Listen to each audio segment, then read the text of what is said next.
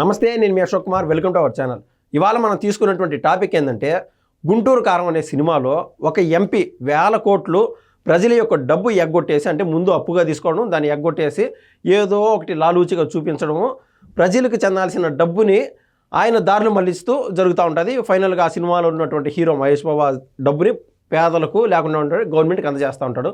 ఇదే టాపిక్ మనం చూస్తే మన రియల్ లైఫ్లో కొన్ని సంవత్సరాల ముందు కర్ణాటకకు సంబంధించిన కింగ్ ఫిషర్ అధినేత అయినటువంటి విజయ్ మాల్యా ఫుల్ హైప్లో ఉన్నాడు. వ్యాపారంగా గవర్నమెంట్ నుంచి కొద్దిమేర వేల కోట్లు డబ్బు అప్పుగా తీసుకున్నాడు. తర్వాత అది కట్టలేక దేశం వదిలేసి విదేశాలకు పారిపోయినాడు.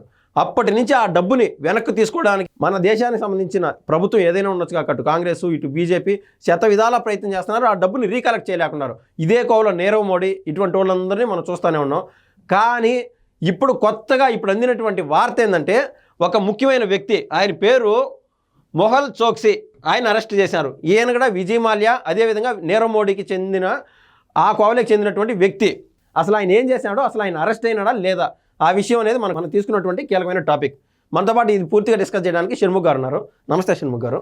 ఇది ఇందాక నేను చెప్పినట్టండి, వేల కోట్లు ఎగరగొట్టడం ఒక ఆనవాయితీగా మారిపోయింది మన ఇండియాలో. ముఖ్యంగా మనం నీరవ్ మోడీ కావచ్చు, అటు విజయ్ మాల్యా కావచ్చు, అంటే మన కంటికి కనిపించేటి హై స్టేచర్ ఫిగర్స్ వాళ్ళు. కానీ కొన్ని లక్షల మేర ఎగరగొడతా ఉన్నారు. అంటే మన రాష్ట్ర ప్రభుత్వాలతో లాలూచిగా ఉండేవాళ్ళు కూడా.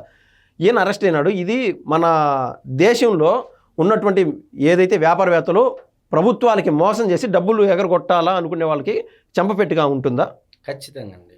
ఇప్పుడు దేశ ఈరోజు $3 ట్రిలియన్ ఎకానమీ అని ఏదైతే చెప్తా ఉన్నారో, ఒకవైపు ఆర్థిక మంత్రి నిర్మలా సీతారామన్ గారు కానీ చాలామంది రాబోయే ప్రపంచ అగ్రగామి దేశాల్లో భారతదేశము యొక్క జీడిపి కానీ ఆర్థిక ప్రగతి కానీ ఇంత బడ్జెట్ ప్రవేశపెడతాం, ప్రపంచంలో అతి శక్తివంతమైన దేశాల్లో భారతదేశం కూడా చేరనుందన్న నేపథ్యంలో మరి ప్రజెంట్ ఉన్నటువంటి ఈ రోజులో ఉన్నటువంటి పరిస్థితుల్లో $3 ట్రిలియన్ ఎకానమీ అని చెప్పేసి గత ఎలక్షన్ల ముందు మోడీ గారు ప్రచారం చేశారు. అంతా బాగానే ఉంది. మరి నిజంగా ఎందుకు ఎక్కడో వెనకబడతా ఉంది భారతదేశం అంటే, ఉద్యోగాలు కల్పిస్తాం, కంపెనీలు పెడతాం అని చెప్పేసి వేల కోట్ల రూపాయలు బ్యాంకుల నుంచి రుణాలు తీసుకొని ఈ రుణాలు కట్టుకోకుండా అంటే ఎగవేతదారులు సంఖ్య ఎక్కువ అవుతా ఉంది భారతదేశం అని చెప్పేసి. మరి అందులో ముఖ్యంగా మీరు ఇందాక విజయ్ మాల్యా గారు అనేసి స్పష్టంగా చెప్పడం జరిగింది. ఆయన గురించి అందరికీ తెలిసిన విషయమే. నీరవ్ మోడీ ఆయన గురించి అందరికీ తెలిసిన విషయమే. ఇప్పుడు మెహుల్ చోక్సీ గురించి ఎందుకు మనం మాట్లాడుకుంటున్నాం అంటే, ఇతను స్వతహాగా ఒక వజ్రాల వ్యాపారి అండి. ఇతను అంటే గుజరాత్ పంజాబ్ రాష్ట్రాలకు సంబంధించిన వజ్రాల వ్యాపారి ఉన్నట్టున్నాడు. వ్యాపారి అండి ఇతను వజ్రాల వ్యాపారి అండి. అసలు ఏంటి ఈ పంజాబ్ నేషనల్ బ్యాంకు మెహుల్ చోక్సీకి సంబంధం ఏంటి? మీరు లక్కీ భాస్కర్ మూవీలో చూస్తూ ఉంటారు ఏ విధంగా జరుగుతుంది. ఇంటర్నల్ ట్రేడింగ్ అదే తరహాలో చాలా మంది ఒక టాప్ 10 లిస్ట్ తీసుకుంటే, అంటే రుణాలని ఎగవేతదారుల్లో బ్యాంకులకి ఆ టాప్ 10 లిస్టులో టాప్ 5లో మెహుల్ చోక్సీ ఉంటారనడంలో ఎటువంటి అతిశయోక్తి లేదు. మరి ఇంతకు అసలు విషయం ఏంటి? ఇతను ఎందుకు ఎక్కడ అదుపులోకి తీసుకున్నారు? మామూలుగా 2018లోనే ఇతను ఫరారీ కావడం జరిగింది. అంటే జర్మనీకి వెళ్ళాడు అని చెప్పి రాయడం జరిగింది. ఫస్ట్ ఆంటిగ్వాలో అనే దేశంలో తలదాచుకున్నాడు. 2018లో విదేశాలకు పారిపోయి ఆంటిగ్వా అనే దేశంలో తలదాచుకున్నాడు. మరి సంవత్సరం తర్వాత ఏడాది క్రితమే తన భార్య అయినటువంటి మెహుల్ చోక్సీ భార్య అయినటువంటి ఆమె బెల్జియం దేశ పౌరురాలు కాబట్టి అక్కడ తల దాచుకోవడానికి అవకాశం తెచ్చుకున్నాడు. మరి అక్కడ దాచుకున్న తర్వాత అతను హెల్త్ రీత్యా క్యాన్సర్ వ్యాధితో బాధపడుతున్నాడు. అంటే ఇతను వ్యాపారవేత్త. మరి ఈ క్యాన్సర్ బాధపడుతున్నటువంటి నేపథ్యంలో అసలు ఎందుకు ఇన్నాళ్ళు పట్టింది మీరు ఇంకా ఇక్కడ మాట్లాడుకోవచ్చు. 2018లో పరారైతే ఈ పొద్దు 2025వ సంవత్సరం. 2025వ సంవత్సరానికి కూడా ఎందుకు భారతదేశంలో ఉన్నటువంటి ఏ ప్రభుత్వాలైనా సరే, అది కాంగ్రెసా బీజేపీ పక్కన పెట్టండి, భారతదేశ ప్రభుత్వం ఎందుకు ఇలాంటి ఆర్థిక ఉగ్రవాదుల్ని స్వదేశానికి రప్పించి వారి చేత ఏదైతే రుణాలను ఎగ్గొట్టారో కనీసం ఏదో ఒక రకంగా వారి నుంచి రాబట్టాలన్న ప్రయత్నం చేయలేకపోతున్నాయి. వీళ్ళ గురించి కఠినమైనటువంటి చట్టాలు ఉన్నాయా అంటే ఉన్నాయి. కానీ దౌత్య సంబంధాల పరంగా వివిధ దేశాలతో ఉన్నటువంటి దౌత్య సంబంధాల పరంగా ఈ పంజాబ్ నేషనల్ బ్యాంక్ పెట్టినటువంటి కేసు దాదాపు 7 ఏళ్ల పాటు కొనసాగిందండి. దాదాపు 13,000 కోట్ల రూపాయలు నేను అదే మోసగించడం ఇదే అంటే- ఆషామాషి కాదండి. ఓకే. మామూలుగా ఒక సాఫ్ట్వేర్ ఇంజనీర్ ఇంకోరు సంపాదించి ఈ రోజుల్లో ఉన్నటువంటి రేట్లకు గాను మార్కెట్ ఏతర రుణాలు కానీ ఇంకోటి ఏదన్నా కన్సిడర్ చేసుకున్నా ఓకే ఒక ఇల్లు కట్టుకోవాలంటే దాదాపు 70 నుంచి 80 లక్షల రూపాయలు అవుతుంది ఒక మంచి ఇల్లు కట్టుకోవాలి. అవును. ఇంకా దానిపైన ఇంకా పైనే ఉంటుంది తప్ప ఎక్కడ బిలో లేదు. ఇప్పుడు మరి వీళ్ళు 13,000 కోట్ల రూపాయలు అంటే ఎన్ని అదే సంవత్సరాలు? అండి. ఇప్పుడు పవన్ కళ్యాణ్ గారు 4,500 కోట్లతో ఏపీ అంతా రోడ్లు వేశారు ఈ మధ్య ఆయనకు ఉన్నటువంటి మినిస్ట్రీలో భాగంగా. కేవలం 4,500 కోట్లతో సీసీ రోడ్లు ఆ మేరకు అంటే 70% మైనస్ చేశాడంటే ఫ్రీ పేరుతో ఎక్కడ ఓకే. రాష్ట్రంలో ఉన్నటువంటి రోడ్లకు గుంతలు లేకోకుండా ఓకే దాదాపు మీరు చెప్పినట్టు 13,000 పంచాయతీల్లో ఎక్కడే గాని ఈ సంక్రాంతికి టైం పెట్టేసుకొని చేసేస్తామని చెప్పేసి యుద్ధ ప్రాతిపదికన చేశారు. ఆ మరి డబ్బులు 13,000 కోట్లతో నాకు తెలిసి ఓకే మనకి ఇచ్చినటువంటి పోలవరం ప్యాకేజ్ ఎంత అండి? 12,000 కోట్ల రూపాయల పైన కేంద్రం నుంచి నిధులు తెచ్చుకోవడం జరిగింది పోలవరానికి. అవును. మరి 12,000 కోట్ల రూపాయల నిధులు అంటే ఒక డ్యాము ద్వారా కొన్ని తరాలు దాదాపు కొన్ని వందల టీఎంసీల నీళ్లు రాష్ట్రం ఉపయోగించుకుంటుంది. మరి ఇతని వల్ల ఏమి ఉపయోగం జరిగిందని బ్యాంకులు ఇట్లా వ్యాపారవేత్తలకు ఓకే కండిషన్స్ ఏమి పెట్టవా? ఓకే మరి నిజంగా అతను వ్యాపారం చేస్తున్నాడా? భారతదేశం యొక్క డబ్బు ఏదైతే ఉందో ప్రజలు ఫిక్స్డ్ డిపాజిట్ల రూపంలోనూ ఇంకొన రూపాయను ఏదో ఒక రూపంలో దాచుకొని ఉంటారు. మరి ఇతను 2018లో ఆంటిగ్వాలో తలదాచుకున్నాడు. ఇప్పుడు బెల్జియంలో సిబిఐ ఈడీ యొక్క వారి యొక్క అభ్యర్థన మేరకు అక్కడ ఉన్నటువంటి ప్రభుత్వము అప్పగించింది. మెహుల్ చోక్సీని అదుపులోకి తీసుకుంది. ఓకే మరి ఇక్కడ ఇంకా చాలా ప్రశ్న ఏంటంటే చాలా మంది అనుమానతలు ఇవన్నీ మామూలేయ్యా, వాళ్ళని చేసేదేమి లేదు పెట్టేదేమి లేదు, ఏదో కొన్న ముడుపులు తీసుకుంటారు మళ్ళా వదిలేస్తారు అన్నట్టుగా ప్రజల్లో కూడా ఒక అసహనం వచ్చేసి.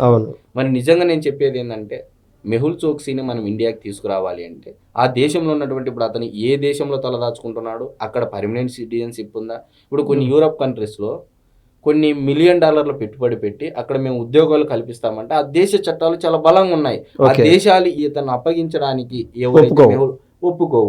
మరి అటువంటి నేపథ్యంలో ఏ విధంగా భారతదేశ ప్రభుత్వం డీల్ చేస్తుంది అంటే ఇలాంటి చాలా కాన్ఫ్లిక్ట్స్ ఉన్నాయి ఈ అతన్ని తీసుకురావడంలో. అంటే చాలా మంది కొంతమంది ఎక్స్పర్ట్స్ ఏమంటున్నారంటే తీసుకురావడంలో జరగని పని, అతని ఏదో కొన్నాళ్ళు అడావిడి చేస్తారు మళ్ళీ ఇంకో ఇది అయిపోతుంది మర్చిపోతారు అనే కాటికి అయిపోయింది. ఇప్పుడు విజయ్ మాల్యా కూడా అక్కడక్కడ పార్టీలో కనిపిస్తూనే ఉంటాడు యూకేలో. సరే అక్కడ ఆయన అడ్రస్ దొరికింది కదా ఇండియా వాళ్ళు తీసుకొస్తారేమో అనుకుంటే అది అవ్వని పని.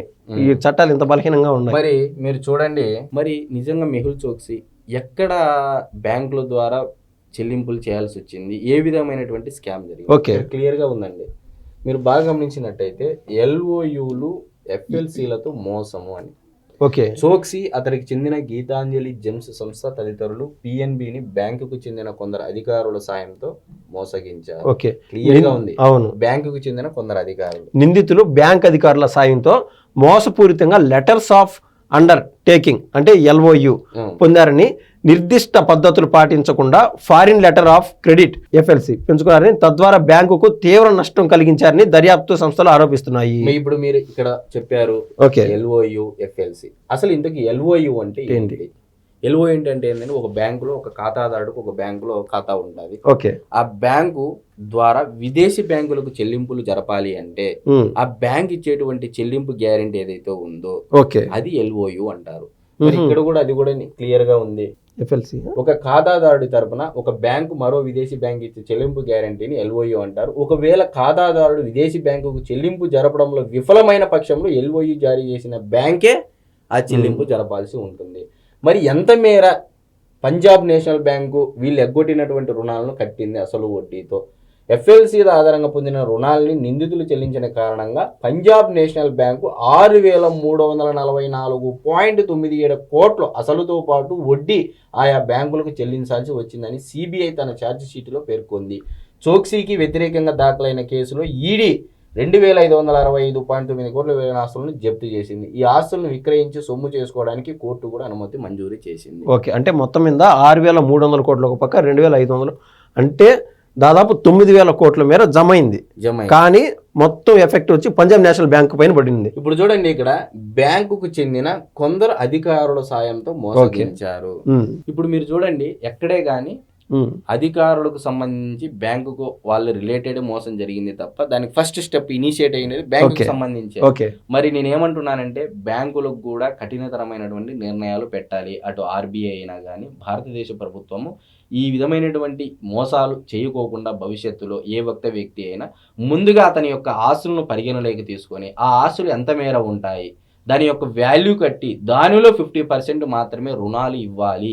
ఈ రకంగా అయితేనే భారతదేశం యొక్క ఈ ఏదైతే డబ్బు పరంగా రుణాలను ఎగవేసి మోసం చేస్తున్నారో వాళ్ళకి అడ్డుకట్ట వేసే పరిస్థితి నెలకొంటుంది. ఖచ్చితంగా. అంటే ప్రభుత్వాలు కూడా దివాలా తీసే పరిస్థితులు ఈరోజు $3 ట్రిలియన్ ఎకానమీ అని చెప్పుకున్నట్టు ఈ భారతదేశంలో ఇలాంటి వారు సంవత్సరానికి ఒక 10 మంది బయటకు వస్తే ఓకే బ్యాంకులు దివాలా తీసే ఇప్పుడు పంజాబ్ నేషనల్ బ్యాంకు ఈయన మొహుల్ చోక్సీ తరఫున డబ్బులు 6,500 కోట్లు డబ్బులు కట్టంగా జరిపింది మిగిలిన బ్యాంకులకి. లేకుండా అంటే పంజాబ్ నేషనల్ బ్యాంకులు కూడా చేతులు తీసిండే అన్ని బ్యాంకులు చేతులు తీసిండు. అక్కడ ఉన్నటువంటి ఇన్వెస్ట్మెంట్ పెట్టినటువంటి రైతులు కావచ్చు, ప్రజలు కావచ్చు, సాఫ్ట్వేర్ ఇంజనీర్లు కావచ్చు, అందరూ దివాలా తీసిన వాళ్ళు. అంటే డబ్బులు పోయి ఖచ్చితంగా భారతదేశ ప్రభుత్వం కూడా ఆర్బీఐ కూడా ఇటువంటి వారిపైన ఒక నిఘా ఉంచి రాబోయే నెక్స్ట్ జనరేషన్కైనా మంచి చట్టాలు ఏర్పాటు చేసి ఏ విధంగా బ్యాంకు రుణాలు ఇవ్వాలనేది కూడా చెయ్యాలి అని చెప్పేసి కూడా మేము కోరుతా ఉన్నాం. థ్యాంక్స్ అండి. నమస్తే.